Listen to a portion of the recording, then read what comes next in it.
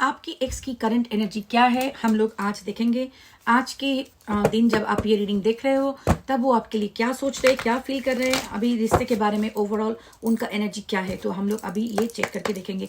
Collective reading है, जितना आपके साथ रेजोनेट करता है उतना ही। वेरी इम्पल्सिव एनर्जी, बहुत ही इम्पल्सिव एनर्जी आ रहे हैं उनकी तरफ से आज। अच्छा, 10 of cups, 5 of wands, okay, Chariot, Sun, Hermit,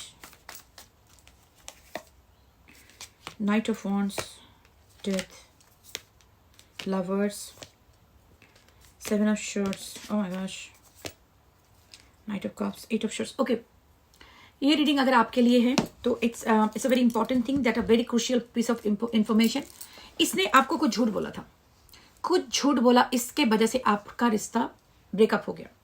अगर ये आपके साथ रेजोनेट ना करे तो शायद आपका रीडिंग ये नहीं है। बहुत पर्टिकुलरली ये आपको आपसे कुछ छुपाया था या झूठ बोला था। देखो, झूठ बोला था मतलब ये नहीं कि कोई थर्ड पार्टी के साथ जिंगलाला कर रहा था, कोई भी बात हो सकता है, लेकिन इसने आपसे कुछ छुपाया और आपको सुन के गुस्सा आ गई। और आपको नहीं तो ऐसा हो रहा था कि आपको कुछ डिसेप्शन कर रहा था, मे बी कि आपको कुछ बात प्रॉमिस कर रहा था फॉर अ लॉन्ग टाइम, लेकिन आगे जाके बोला नहीं मैंने ये नहीं करनी है, वो सब कुछ मतलब कुछ उसने बोला, मुकर गया उस बात से, नहीं तो कुछ डिसेप्शन लाई की चक्कर है इस कनेक्शन में, जिसके वजह से ये कनेक्शन एंड हो गया। लेकिन अभी जो उसको लगा था कि चलो आप उसको माफ कर दोगे, कुछ दिन के बाद सब कुछ ठीक हो जाएगा, लेकिन अभी तक नहीं हुआ। इसके वजह से अभी इसको बहुत एंग्जाइटी हो रही है कि क्या आप सच में मूव ऑन कर चुके हो because of this mistake I made. So this is particularly for the group of people. समझ में आना है ना? ये पर्सन जो है ना, जो आपके जो पर्सन है, ये आपसे झूठ बोला होगा शायद, लेकिन मैं आपको ये बोल सकती हूँ अगर ये रीडिंग आपके लिए है, मैं कुछ लेटर्स भी निकालूंगी। इसका इरादा ऐसा नहीं है कि ये आपसे प्यार नहीं करता, आपसे आपके साथ कुछ खेल खेल रहा है, ऐसा इरादा नहीं है, क्योंकि ये इंसान जो है आपको सच में प्यार करता है और उसके जिंदगी में आपकी एक बहुत बड़ी अहमियत है।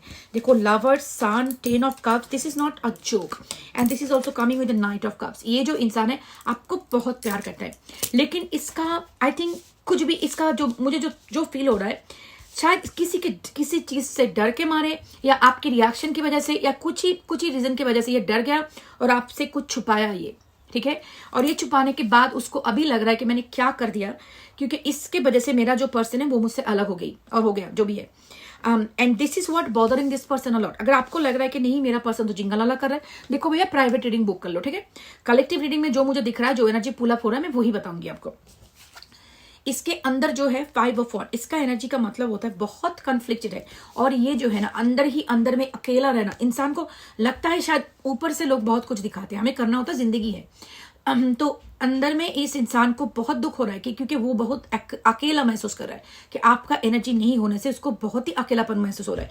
और अंदर में एक बहुत ज्यादा कन्फ्लिक्ट हो रहा है, क्योंकि उसको इस बात का डर है कि क्या आप चले गए हो, क्या आप मूव ऑन कर गए हो, क्योंकि I think due to some reason उसको लग रहा है कि आपका जो आप पहले जैसा नहीं रहे हो। डेथ कार्ड कमिंग अप, सो इसका मतलब है आप में कुछ चेंज हो गया है जो इसको डरा रहा है अभी। क्योंकि देखो, एक इंसान के साथ हम बहुत लॉन्ग टर्म रहते हैं, हमें पता चल जाता है कि ये इंसान ऐसा करेगा, ऐसा नहीं करेगा, लेकिन एक जगह पे जाके जब वो इंसान हमारे सोच से बाहर कुछ करने लगता है, लोगों को ना डर लगता है कि मैं क्या करूं, इस इंसान के साथ मैं कैसे डील करूं। This is exactly I am taking up from this person, क्योंकि उसको लगता है कि आप बहुत ज्यादा चेंज हो चुके हो, अभी इस नए वर्जन ऑफ आपके साथ ये कैसे डील करेगा। लेकिन बात तो ये है कि वो रह भी नहीं पा रहा आपके बिना। ये जो सिचुएशन है, इसका world card coming up, travel and long distance relationship significant है। मेरे हर एक रीडिंग में ऐसा ही होता है, बट मतलब क्या करूं, जो मुझे दिखाता है I will say that. Fact is आप दोनों एक, लेकिन इस रिश्ते में जो आपके साथ चल रहा है अभी, इतने सारे मेजर आर्काना कार्ड्स आ रहे हैं। जो मेजर आर्काना कार्ड्स इधर पे मुझे दिख रहे हैं ना, इट्स टेलिंग मी दैट एक major cycle in the relationship is being completed. आपके रिश्ते में, हर एक रिश्ते में हम लोग जब दोस्त जो भी इंसान मिलते हैं ना, कार्मा लेसन लेके आते हैं। जो भी सारे आपके लोग आप मिलते हो, वो आपका कार्मिक हो सकता है, आपका सोलमेट, ट्विन फ्लेम, कुछ भी हो सकता है। जो भी आते हैं ना, तो वो आपके साथ कुछ कार्मा लेके आते हैं। तो हम लोग एक साथ में मिलके कार्मा कंप्लीट करते हैं, आगे बढ़ते हैं। उसमें क्या होता है, एक रिश्ता, एक कार्मिक लेसन सीखने के बाद अपग्रेड हो गया रिश्ता, पीपल आर ग्रोइंग। एक रिश्ते में दोनों इंसान मतलब ग्रो कर रहे, they are being a better version of themselves. तो ये आपके रिश्ते में एक कार्मिक सिचुएशन चल रहा है, एक कार्मा एंड हो रहा है। तो हर एक कार्मा, अभी मैं कैसे समझाऊं आपको, हिंदी तो मेरा ऐसे भी खराब है। मतलब दोनों साथ में हम लोगों को कुछ कोर्सेज करना होता है, समझो कि दोनों का कुछ कोर्स वर्क है हमारे। सॉरी, द वैक्यूम क्लीनर चल रहा है, वीकेंड में काम चलता है, तो दोनों मिलके सर समझो कि कुछ कोर्स वर्क करेंगे। तो आपको अच्छा ये चैप्टर कंप्लीट कर लिया, एग्जाम दे दिया, पास हो गया, चलो नेक्स्ट चैप्टर में आगे बढ़ते हैं।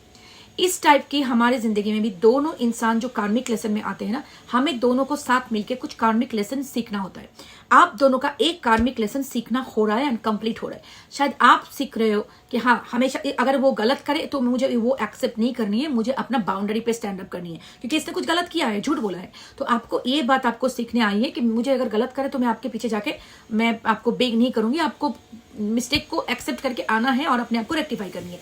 ये जो आपने आपके लिए स्टैंड ले लिया ना, वो भी एक कार्मिक लेसन होता है, ठीक है। क्योंकि जो लोगों का कार्मिक लेसन नहीं होता वो बोलते चलो कोई बात नहीं, चलो कुछ नहीं करना, चलो साथ में चलते। सो ये जो आपने स्टैंड अप करना, क्योंकि I deserve somebody who will give me the truth, ये सोच के अपना स्टैंड लेके रहना, दिस इज योर कार्मिक लेसन। और इसका कार्मिक लेसन शायद ये है कि मैं आगे जाके इसके साथ झूठ ना बोलूं, इससे बात ना छुपाऊं, कुछ भी हो कि आगे आके हम लोग बात करके रिजोल्व करें सब कुछ। दिस इज इट्स कार्मिक लेसन। सो एक कार्मिक लेसन आप दोनों की इस रिश्ते में अभी क्लोज हो रहा है and that is very good, क्योंकि ये कनेक्शन जो दिख रहा है मुझे, it can be a soulmate connection, because soulmate और twin flame, because lovers card is here and the chariot. Chariot मेरे लिए एक ट्विन फ्लेम का कार्ड है, indication of the twin flame, because two yin yang energy, opposite energies, but they are coming into the balance. हाँ, तो अभी बंदे का क्या चल रहा है, ये आपको मिस कर रहा है, लेकिन आपके साथ जो उसका खुश वक्त होता है वो बहुत ही मतलब इसके लिए बहुत प्रेशियस है, बहुत इमोशनली फुलफिलिंग है। Sun, Leo energy can be significant, Gemini can be significant, Virgo can be significant, Scorpio energy can be significant, sorry, Cancer भी, I don't know why I'm saying this, but yeah, तो जो मुझे दिख रहा है तो I would say that रिश्ता बहुत स्ट्रांग है, ये रिश्ता टूटा नहीं है, ये रिश्ता खत्म नहीं हुआ है, इस रिश्ते में अभी भी बहुत प्यार है, बहुत ज्यादा प्यार है, और ये बंदा आपको कम्युनिकेट करेगा, लेकिन डायरेक्टली कम्युनिकेट मतलब आगे आके शायद फेस टू फेस ना करे। आई थिंक कोई मैसेज आएगा, जो मुझे दिखा रहा है आपको कोई मैसेज आएगा, फेस टू फेस आके ना भी बात करे लेकिन करेगा, लेकिन इसका थोड़ा टाइम लगेगा क्योंकि अभी भी चैरियट है एंड ये बंदा अभी बैठा हुआ है, प्रिपेयर्ड हुआ है लेकिन बैठा हुआ है, दिस गेटिंग रेडी। और चैरियट का भी है ऐसा, देखो चैरियट दो different direction but they are coming towards. So I would say थोड़ी देर के बाद ये बंदा आपके पास वापस आएगा वापस, क्योंकि इसका जो चक्कर चल रहा है ये मन ही मन में अभी भी कन्फ्लिक्टेड है, अभी अपना एनालिसिस कर रहा है, परमुटेशन कॉम्बिनेशन जो भी है दिमाग में कचरा, बहुत ओवर थिंकिंग वाला बंदा है, ये बहुत ओवर थिंकिंग वाला बंदा है। अभी इसको इस बात का डर लग रहा है कि इम्पल्सिव तो बहुत फील कर रहा है, वो इम्पल्सिव बहुत फील कर रहा है, लेकिन वही है मतलब एक मोमेंट उसको बहुत ज्यादा इम्पल्सिव हो रहा है कि आपको मैसेज कर दे, एक मोमेंट वो पुल कर रहा है। तो आई वुड से करेगा मैसेज, आपको थोड़ा धीरज रखनी है, इतना रेस्टलेस नहीं होनी है। और सबसे बड़ी बात, अगर आप रेस्टलेस हो रहे हो इसका मतलब ये है कि आपका एंग्शियस अटैचमेंट स्टाइल है, वो भी आपका कार्मा है, उसको फिक्स करो।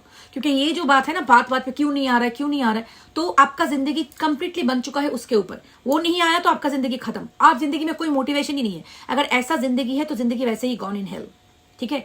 हर एक इंसान, हम जो आए हैं ना इसमें, हमारा कार्मिक लेसन है अपने आप के साथ जीना, अपना डे टू डे ड्यूटीज करना, अपना लाइफ ड्यूटीज करना।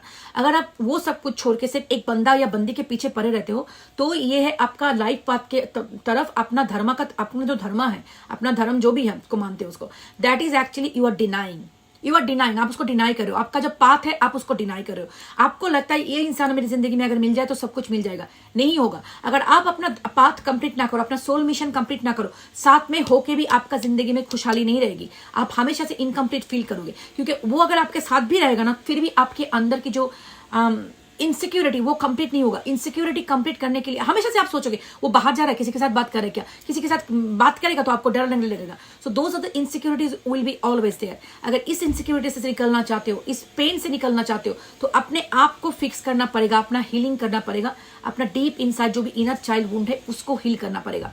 अगर नहीं करोगे तो ये सब कुछ करके कोई फायदा नहीं, वो वापस आके भी कोई फायदा नहीं। तो अपने आप पे फोकस करो, अपना काम पे फोकस करो, अपना जॉब पे फोकस करो, अपने ग्रोथ पे फोकस करो, because that is the only way you will feel secure. अपना सिक्योरिटी फीलिंग होगा, चलो कोई बात नहीं, वो नहीं है तो कोई और हो जाएगा, मेरा खुद का ऊपर इतना कॉन्फिडेंस है कि आई कैन लीव अलोन। इतना कॉन्फिडेंस जब खुद का आएगा तभी आप रिश्ते में सिक्योर फील करोगे।